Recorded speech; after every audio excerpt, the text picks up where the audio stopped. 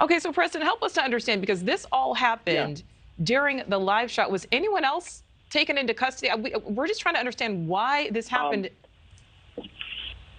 Yes, I can tell you exactly why this happened. The press conference was scheduled for 3 o'clock, and there's a multitude of media waiting there and waiting and waiting, and deadlines come and go, as you guys well know.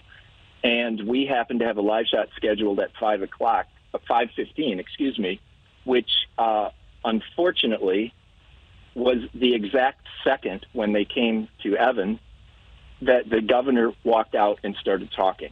So it literally happened within seconds of each other.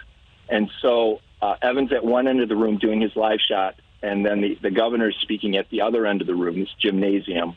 And the governor is beginning his press conference saying that I'm pretty sure he said that it's good news and that the ban has been lifted there.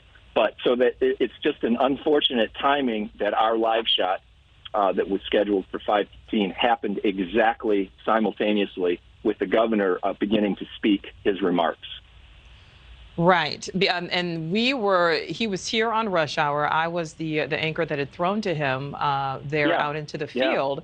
And so, I heard when Evan said, the governor has just started speaking.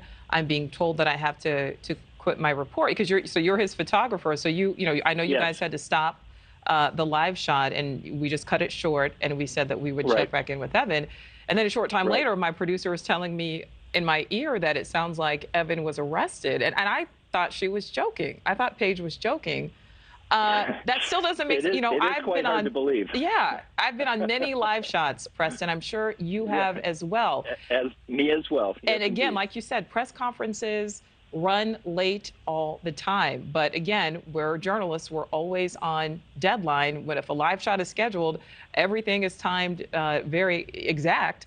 We need to go on air. So I'm still not quite sure, considering the First Amendment as well, why the timing on that would cause them to take him into custody. And they were pretty forceful with it. Kind of describe, because they took him down to the ground. Yes, they did.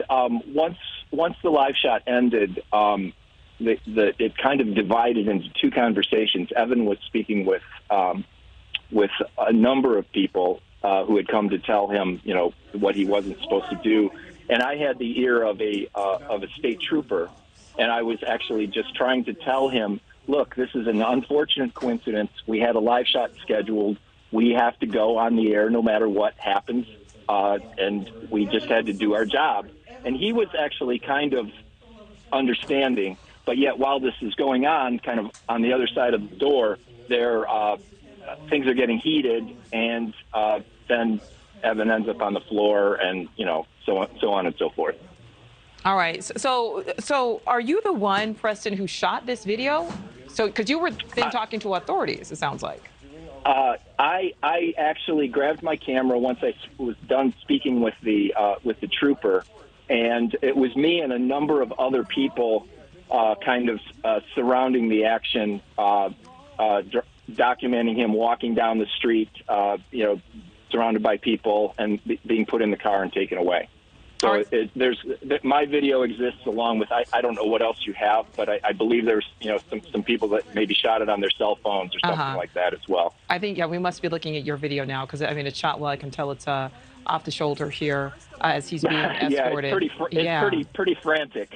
It's pretty frantic. Oh, understandably. No, this is great video. So Preston, we've just learned, we have new information now.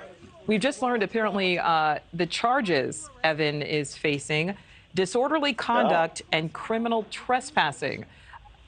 I'm, and again, still struggling to understand how he was trespassing when he's a journalist doing his job in a room full of other journalists doing their job. I can speak a little bit to that. Okay. I did have a conversation with a gentleman who identified himself as the sheriff, and I believe his name was Brian McLaughlin. Okay. And I tried to explain kind of what I just explained to you about the timing and the business and that sort of thing. And he kind of cut me off and said, here's what he did. From their standpoint, he didn't obey orders when he was told to stop talking. He did not obey the order to leave the building that came, I guess, from the building supervisor. So that could possibly address the trespassing. I'm not sure on that, but he did mention the building supervisor asked him to leave, and he didn't. And again, this is coming from the sheriff, Brian McLaughlin, which I guess is the sheriff of Columbiana County. Okay. I'm guessing. Thank you for watching. Go to newsnationnow.com to find NewsNation on your television provider. And don't forget to click the red subscribe button below to get more of NewsNation's fact-driven, unbiased coverage.